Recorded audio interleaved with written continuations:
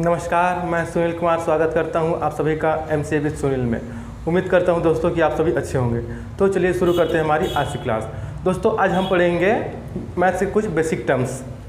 ये ऐसे टर्म्स होते हैं जिनको हम प्रायः कई बार ऐसा होता है कि भूल जाते हैं। क्योंकि देखिए 10वीं तक हम सभी मैथ अनिवार्य रूप से पढ़ते हैं, लेकिन जब हम 11वीं में प्रवेश करते हैं तो हम अपनी रुचि के अनुसार सब्जेक्ट का चुनाव करते हैं। जैसे जिसको मैथ्स पसंद है वो मैथ सब्जेक्ट का चुनाव कर लेता है, कोई बायो में चला जाता है, कोई कॉमर्स ले लेता है और कोई आर्ट्स ले लेता है। तो जो मैथ्स में रहते हैं, जो मैथ्स लेके पढ़ते हैं, उनको तो ये बेसिक टर्म्स याद रहते हैं, पर जो अदर फैकल्टीज लेके पढ़ते हैं जैसे कॉमर्स आर्ट्स वगैरह हो गए, तो वो इन टर्म्स से बिल्कुल ही दूर हो जाते हैं और इन्हें ना पढ़ने के कारण वो इनको भूल जाते हैं। लेकिन बाद में जब हम कंपटीशन एग्ज़ाम देते हैं तो अब हमें दिक्कत होता है। क्योंकि कंपटीशन एग्ज़ाम में मैथ्स के क्वेश्चन भी पूछे जाते हैं और जब मैथ्स के क्वेश्चन आते हैं तो हम चूँकि उनको नहीं पढ़े रहते हैं तो हमसे वो नहीं बन पाते हैं। और एग्ज़ाम में क्या होता है, एक एक मार्क्स बहुत ही इंपॉर्टेंट होता है।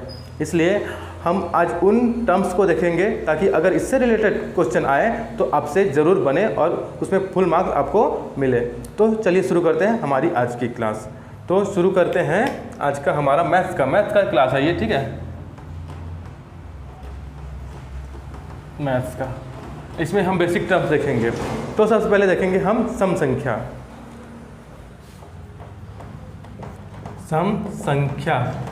या इवन नंबर।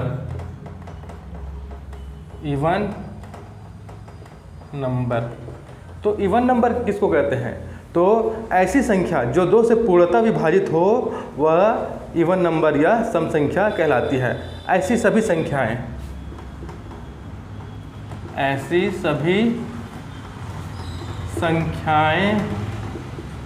जो 2 से पूरी तरह विभाजित हो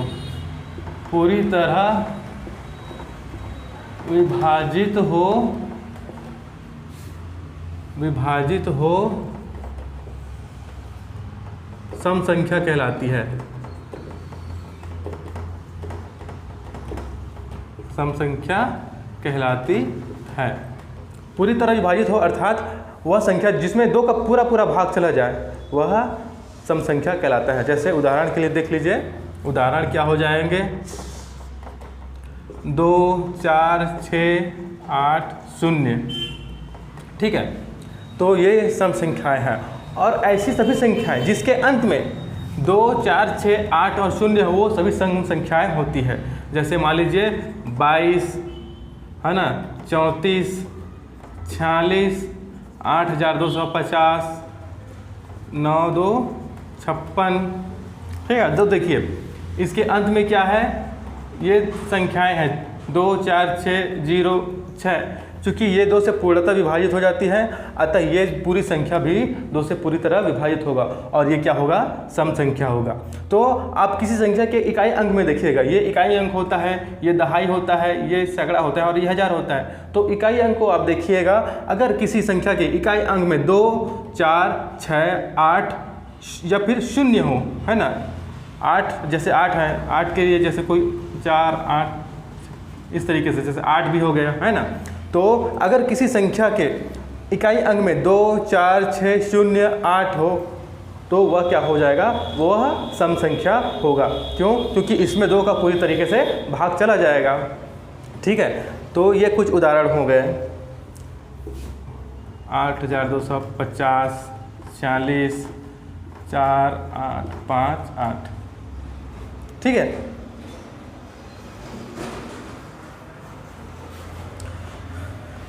तो क्या देखें, अभी ऐसी सभी संख्याएं जो 2 से पूरी तरह विभाजित होती हैं वह सम संख्या कहलाती है। अब देखते हैं विषम संख्या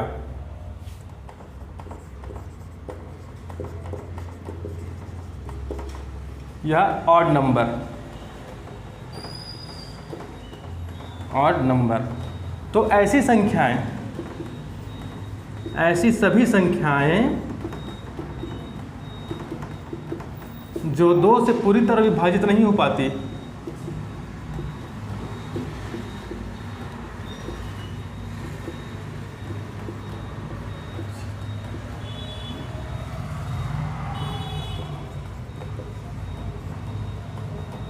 विषम संख्याएं कहलाती है।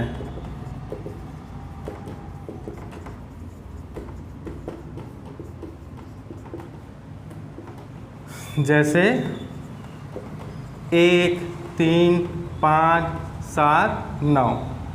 ठीक है, ये जो संख्याएं हैं ये 2 से पूरी तरह विभाजित नहीं हो पाती हैं। तो देखिए क्या है, ऐसी सभी संख्याएं जो 2 से पूरी तरह विभाजित नहीं हो पाती है वो विषम संख्याएं कहलाती है। जैसे कि 1, 3, 5, 7 और 9। अगर किसी संख्या के इकाई अंक में एक, देखिए कोई संख्या दी है, ठीक है,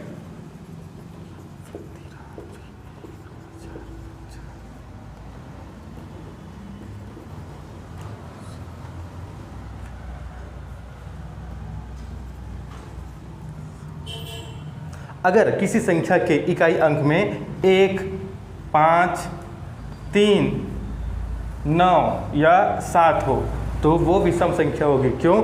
क्योंकि ये जो संख्याएं हैं वो 2 से पूरी तरह विभाजित नहीं हो पाती हैं। तो ऐसी संख्याएं जो 2 से पूरी तरह विभाजित हो जाती है वो सम संख्याएं कहलाती है, और ऐसी संख्याएं जो 2 से पूरी तरह विभाजित नहीं हो पाती वो विषम संख्या कहलाती है। ठीक है, इनके एग्जाम्पल ये देख लीजिए, ये कुछ हैं। अगर किसी संख्या के इकाई अंक में इनमें से कोई भी संख्या हो या फिर केवल यही संख्या हो तो ये विषम संख्या होगी। ठीक है, और अगर किसी संख्या के इकाई अंक में 2, 4, 6, 8 शून्य हो तो वो क्या होगी? वो सम संख्या होगी, क्योंकि वो 2 से पूरी तरह विभाजित हो जाएगी। तो जो सम संख्याएं होती हैं वो 2 से पूरी तरह विभाजित हो जाती हैं, लेकिन जो विषम संख्या है वो 2 से पूरी तरह विभाजित नहीं हो पाती है। ठीक है, तो इसको आप लोग नोट कर लीजिएगा, वीडियो को पॉज करके या फिर स्क्रीनशॉट ले लीजिएगा इसका। तो आगे बढ़ते हैं हम।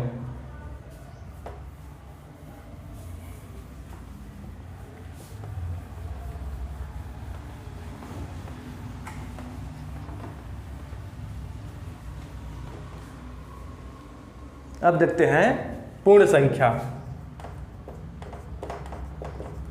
पूर्ण संख्या, होल नंबर, होल नंबर।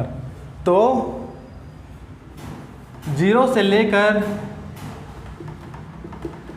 अनंत तक, इन्फिनिटी तक जितनी संख्याएं होती हैं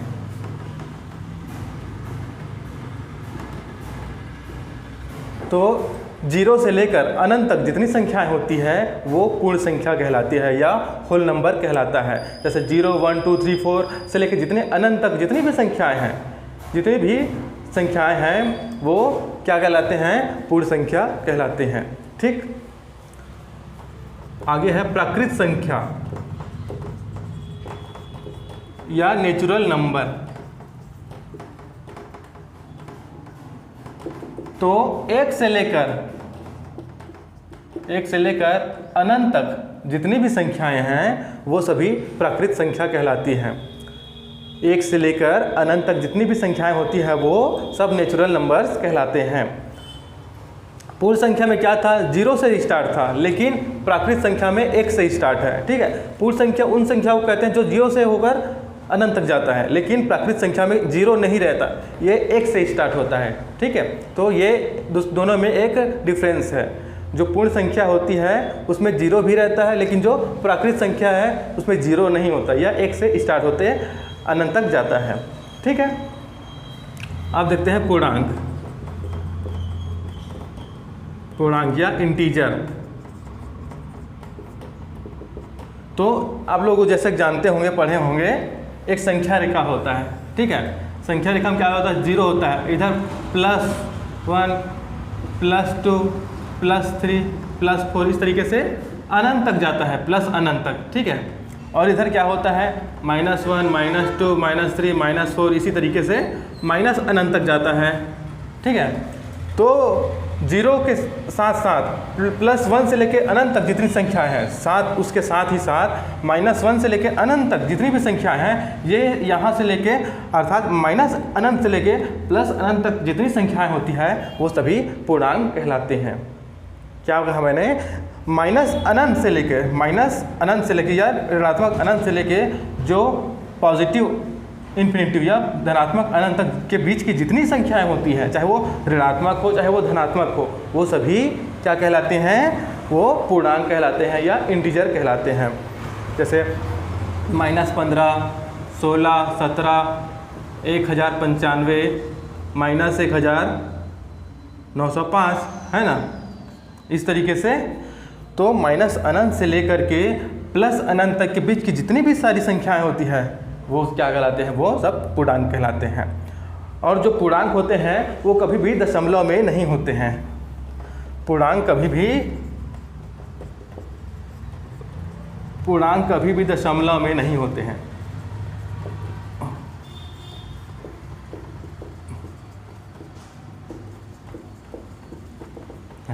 ठीक है, तो माइनस इन्फिनिटी से लेकर प्लस इन्फिनिटी के बीच की जितनी भी सारी संख्याएं हैं, चाहे वो निगेटिव हो चाहे पॉजिटिव हो, वो सभी पूर्णांक या इंटीजर कहलाती हैं। और जो पूर्णांक होता है वो कभी भी दशमलव में नहीं होता है। ठीक है, इसको भी नोट डाउन कर लीजिए वीडियो को पॉज करके। तो चलिए आगे बढ़ते हैं।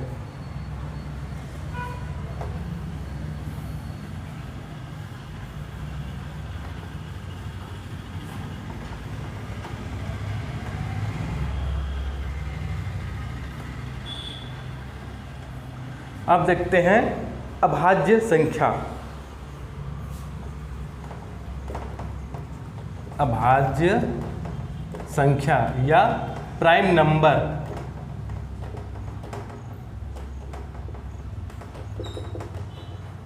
तो ऐसी संख्याएं जो जिनके केवल दो गुणनखंड होते हैं, जिनके केवल दो गुणनखंड होते हैं, गुणनखंड हो। अब ऐसी संख्या जिनके केवल दो गुणनखंड हो अभाज्य संख्या कहलाती है। अभाज्य संख्या कहलाती है। तो गुणनखंड से तात्पर्य होता है, वो मैं बता देता हूँ गुणनखंड किसको कहते हैं। तो किसी दी हुई संख्या, मान लीजिए कोई संख्या है, ठीक है, तो उस संख्या को गुणन के रूप में तोड़ने पर जो संख्याएं प्राप्त होती हैं वो संख्याएं उस संख्या का गुणनखंड कहलाती है। क्या कहा मैंने? किसी दी हुई संख्या को गुणनखंड के रूप में तोड़ने पर जो संख्याएं प्राप्त होती है वो संख्याएं उस संख्या का गुणनखंड कहलाती है। उदाहरण के लिए बताता हूँ, जैसे मान लीजिए 10 दिया है। अब इसको हम गुणन के रूप में तोड़ेंगे तो किस तरीके से तोड़ सकते हैं? 2 × 5 ऐसे तोड़ सकते हैं। 2 × 5, 5 दूनी 10 होगा, है ना। तो ये 2 और 5 है वो 10 के गुणनखंड हो गए। अगर मैं 20 की बात करूं तो 5 × 4, 5 चौके 20, इस तरीके से तोड़ सकते हैं। 10 × 2 ये भी 20 होता है, इस तरीके से तोड़ सकते हैं, है ना। तो ये जो 5, 4, 10 और 2 ये सभी क्या है? इसके गुणनखंड है। अगर मैं 50 की बात करूं तो इसको किस तरीके से तोड़ सकते हैं? 10 × 5, है ना, 2 × 25, है ना। और किस में तोड़ सकते हैं? तो देखिए ये जो प्राप्त हुए हैं 10, 5, 2, ये 25, ये किसके गुणनखंड है? 50 के ये सभी गुणनखंड हैं। क्यों? क्योंकि इनको गुणन के रूप में तोड़ने पर इस तरीके से ये संख्याएं प्राप्त हुई हैं। ठीक है,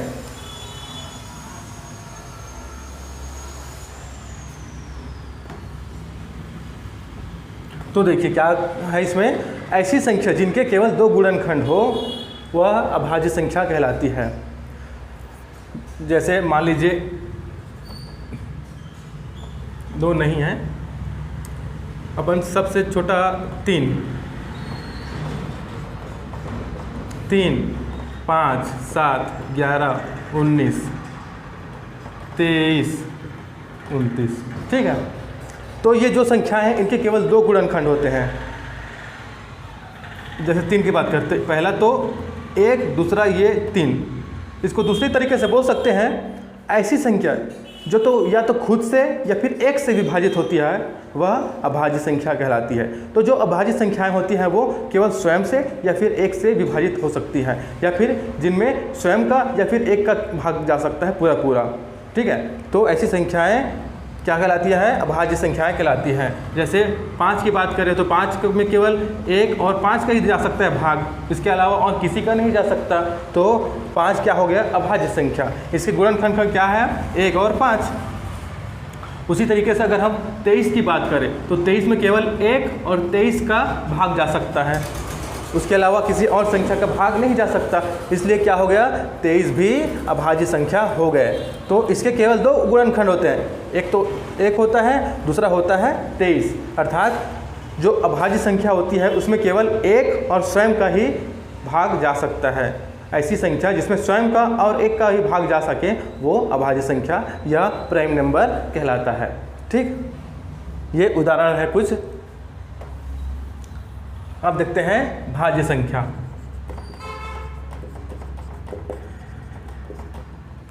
या कंपोजिट नंबर।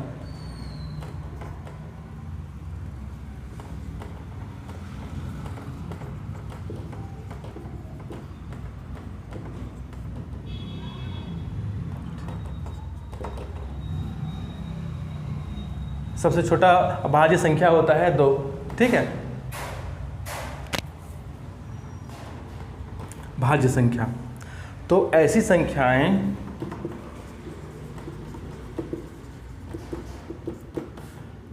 जिनके 2 से अधिक गुणनखंड हो वे भाज्य संख्या कहलाते हैं। ऐसी संख्याएं जिनके 2 से अधिक गुणनखंड हो वे भाज्य संख्या कहलाते हैं। जैसे कि देख लेते हैं 4 उदाहरण। ठीक है, तो 4, 6, 8, 10, 12 ये सभी भाज्य संख्याएं हैं। इनके 2 से अधिक गुणनखंड होते हैं। जैसे 4 की बात करें तो 4 का गुणनखंड क्या हो गया, 1 हो गया, 2 हो गया और है ना, इस तरीके से देखिए 2 दूने 4 आया, है ना।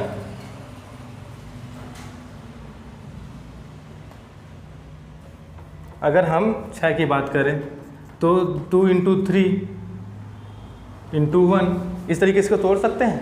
तो 2 से अधिक कितने 3 गुणनखंड हो गए इसमें, है ना, 3 गुणनखंड हो गए। अगर हम बात करें 8 की तो 2 × 4 × 1 बराबर 8 ही होता है ना। तो इसमें 2 से अधिक गुणनखंड होते हैं भाज्य संख्या में। ठीक है, तो भाज्य संख्या जो होता है ऐसी संख्याएं होती हैं जिनके 2 से अधिक गुणनखंड होते हैं। अभाज्य संख्या क्या था, इसमें केवल 2 ही गुणनखंड होते हैं। एक तो 1 होता था और दूसरा स्वयं होता था, जो भी संख्या होता था। जैसे 29 की बात करें तो एक तो 1 होता था, एक 29 होता था, 2 ही गुणनखंड होते थे अभाज्य संख्या में। लेकिन भाज्य संख्या में 2 से अधिक गुणनखंड होते हैं। जैसे 10 की बात करें तो इसका क्या होता है, 1 होता है, 2 होता है, 5 होता है। ठीक है, इसके गुणनखंड 1 भी होते हैं, 2 भी होते हैं और 5 भी होते हैं। अगर हम 20 की बात करें, 20 की बात करें तो 2 होता है, 5 होता है, 4 होता है और 10 होता है। तो इसके 4 गुणनखंड हो गए। तो ऐसी संख्याएं जिनके 2 से अधिक गुणनखंड हो वो भाज्य संख्या कहलाते हैं। ये कुछ उदाहरण हैं। ठीक है, अगर आपसे पूछा जाए कि सबसे छोटी अभाज्य संख्या कौन है तो क्या होगी, 2 जो होती है वो सबसे छोटी अभाज्य संख्या होती है। ठीक है, इसको अभी वीडियो पॉज करके नोट कर लीजिए। आगे बढ़ते हैं।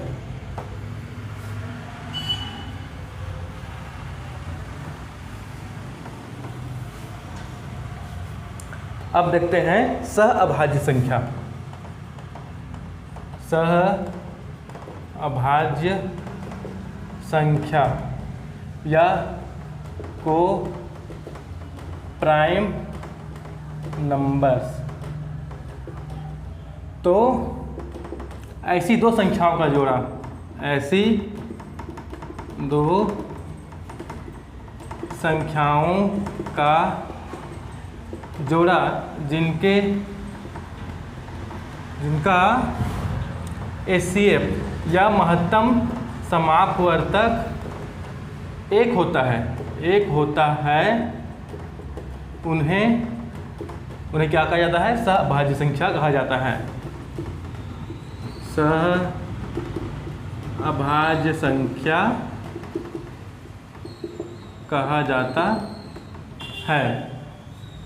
क्या कहा जाता है? सहअभाज्य संख्या कहा जाता है। तो ऐसी दो संख्याओं का जोड़ा जिनका महत्तम समापवर्तक 1 होता है, जैसे 1 और 5, इनका महत्तम समापवर्तक 1 होता है, अर्थात ये जो अधिकतम जो सबसे बड़ी संख्या होती है 1 होती है, जिससे ये दोनों विभाजित हो सकते हैं।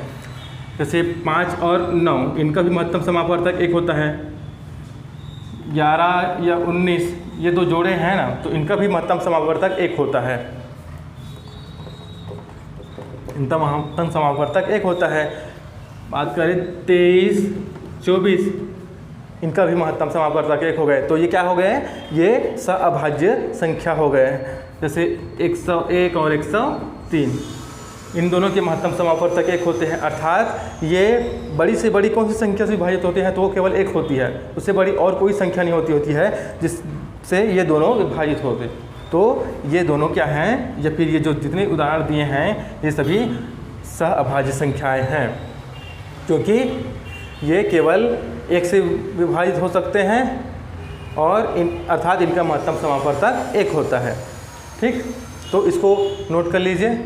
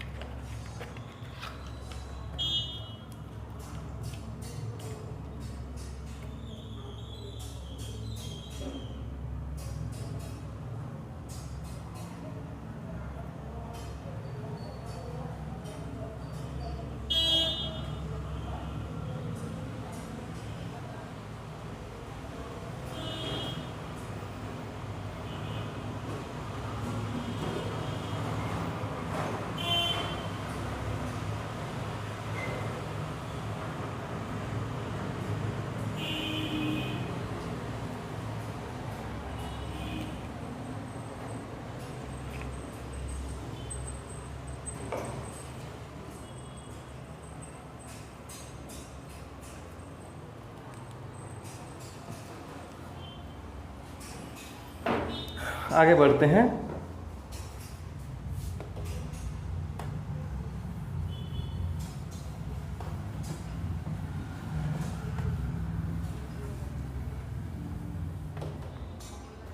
आप देखते हैं परिमेय संख्या।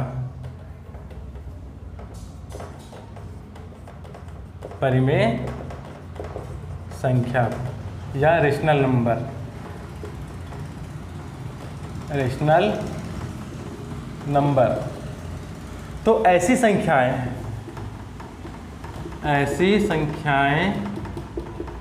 जिन्हें P/Q के रूप में व्यक्त किया जा सकता है,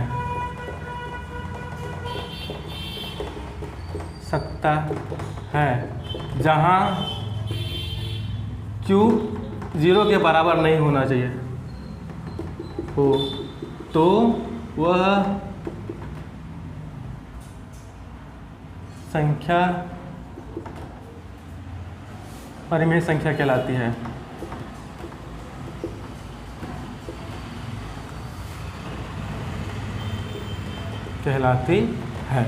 ठीक है, तो ऐसी संख्याएं जिन्हें P/Q, P क्या है? अंश, और Q है हर। ठीक है, तो जिन्हें अंश और हर के रूप में दर्शाया जा सकता है, जहां हर में 0 नहीं होना चाहिए। जैसे कोई संख्या है 1/2, तो यहाँ पर 2 हो सकता है, लेकिन यहाँ 0 नहीं हो सकता। अगर 1/0 करें तो इसका आंसर क्या हो जाएगा? इनफाइनाइट हो जाएगा, अनंत हो जाएगा।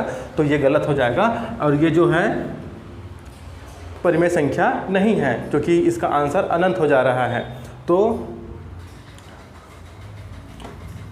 उदाहरण होंगे कुछ परिमेय संख्याओं के, 1/2, 4 भी है, 5 भी है। ठीक है, 4/5 भी है, 1/2 भी है, 5/10 भी है। ठीक है, तो नीचे 0 नहीं होना चाहिए। अगर यहाँ 0 आ गया तो वो परिमेय संख्या नहीं होगा। परिमेय संख्या के जो हर है ये अंश होता है, ये अंश होता है और ये हर होता है। तो परिमेय संख्या के हर में कभी भी ज़ीरो नहीं होगा, ठीक है। अगर वहाँ ज़ीरो आ गया तो आंसर क्या होगा, अनंत आ जाएगा, तो ये परिमेय संख्या नहीं रह पाएगी, ठीक है। तो ये कुछ उदाहरण हैं। अच्छा, √9, √16, √25 ये भी परिमेय संख्या है, क्योंकि अगर इनका हम वर्गमूल करेंगे तो ये क्या हो जाएगा 3, ये 4 हो जाएगा, ये 5 हो जाएगा, ठीक है। इनका वर्गमूल निकालेंगे तो ये 3 हो जाएगा, इसका वर्गमूल निकालेंगे तो 4 हो जाएगा, इसका वर्गमूल निकालेंगे तो 5 हो जाएगा। इनका पूर्ण वर्गमूल निकल सकता है, इसलिए ये भी क्या है, परिमेय संख्या है, ठीक। तो इसको देख लीजिए। अब देखते हैं अपरिमेय संख्या। अपरिमेय संख्या या इर्रेशनल नंबर्स, इर्रेशनल नंबर्स। तो ऐसी संख्याएं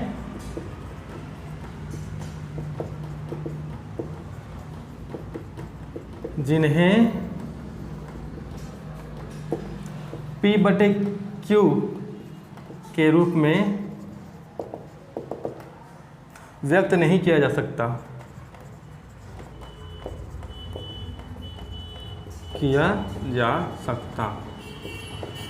ऐसी संख्याएं जिन्हें P/Q के रूप में व्यक्त नहीं किया जा सकता उन्हें अपरिमेय संख्या या इर्रेशनल नंबर्स कहा जाता है।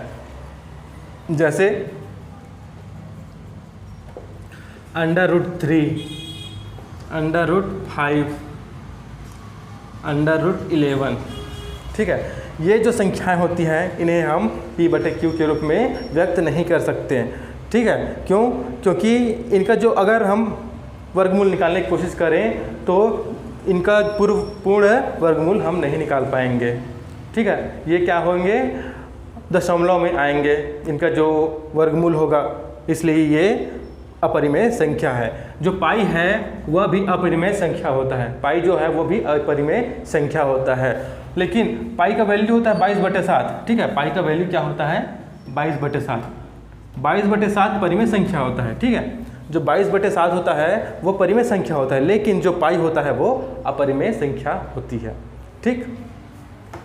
तो अगर आप रूट में कोई संख्या देखते हैं जिसका पूर्ण वर्गमूल नहीं निकल पाता, वो अपरिमेय संख्या होता है। तो रूट में जो नंबर्स दिए रहते हैं, जैसे √29, √31, इनका पूर्ण वर्गमूल हम नहीं निकाल सकते, इसलिए ये क्या है, ये अपरिमेय संख्या है, ठीक है। लेकिन अगर हमें दिया है √100 तो इसका हम पूर्ण वर्गमूल निकाल सकते हैं। पूर्ण वर्गमूल क्या होता है, 10। तो जो √100 है ये परिमेय संख्या होगा, ठीक है। तो √100 जो है परिमेय संख्या होगा, लेकिन √71 ये अपरिमेय संख्या होगा। क्यों? क्योंकि इसका हम पूर्ण वर्गमूल नहीं निकाल पाएंगे, ठीक है। तो ये था परिमेय संख्या और अपरिमेय संख्या। इसको भी आप नोट कर लीजिए, वीडियो पॉज करके आगे बढ़ते हैं।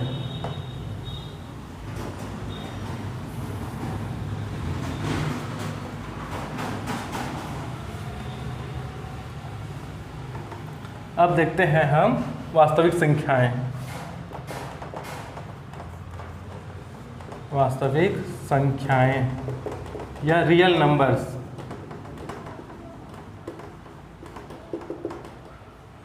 तो इस सभी परिमेय और अपरिमेय संख्याएं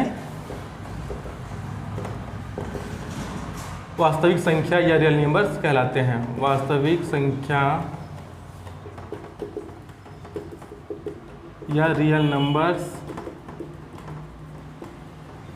कहलाते हैं। अभी हमने परिमेय और अपरिमेय संख्याएं देखे हैं ना। तो जितने परिमेय संख्या हैं और जितने अपरिमेय संख्या हैं वो सभी वास्तविक संख्याएं या रियल नंबर्स कहलाते हैं। जैसे 1/2, 4, 5, 10 है ना, 22/7, ठीक है। इस तरीके से √5, √11 ये सभी क्या हैं, जितने परिमेय और अपरिमेय संख्या हैं वो सभी रियल नंबर्स कहलाते हैं, वास्तविक संख्या कहलाते हैं। तो दोस्तों ये था हमारा जो मैथ्स के बेसिक टर्म्स है उसका क्लास। उम्मीद है आप लोग को पसंद आया होगा। अगर आप लोग को मेरा ये क्लास पसंद आया तो मेरे चैनल को सब्सक्राइब कीजिए, वीडियो को लाइक कीजिए, शेयर कीजिए और हाँ, बेल आइकन को ज़रूर दबाइए ताकि आने वाली वीडियोस की आपको नोटिफिकेशन मिलती रहे। धन्यवाद।